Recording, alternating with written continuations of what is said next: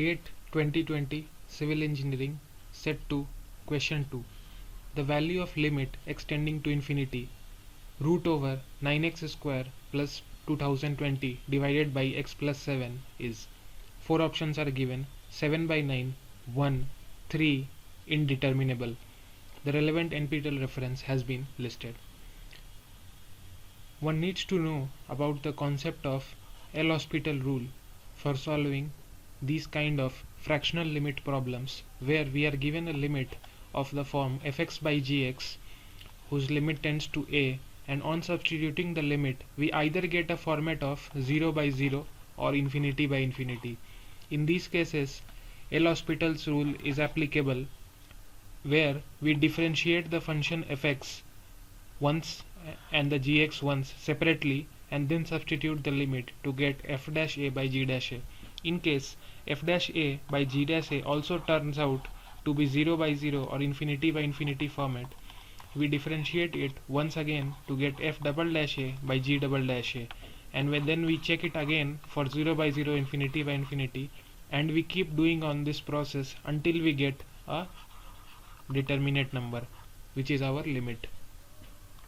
For this question we can see the limit is given and extending to infinity. So if we substitute infinity in this, we can see the denominator will become infinity and the numerator will also be infinity. So L-hospital's rule is applicable. But to use an alternative approach here, what we can do is, instead of using the L-hospital's rule, we can take out x common and see what happens. So if we take out x common from the numerator, we can see it will be x square 2020 by x square. This will be our numerator, and from denominator it will be 1 plus 7 by x. Simplifying this further, extending to infinity, we can take out the x square outside. Within the square root it will be this divided by x times 1 plus 7 over x. This can be further simplified as we can kind of cancel out the x and x. This would give limit extending to infinity. We will be left with 9 plus 2020 by x square 1 plus 7 by x.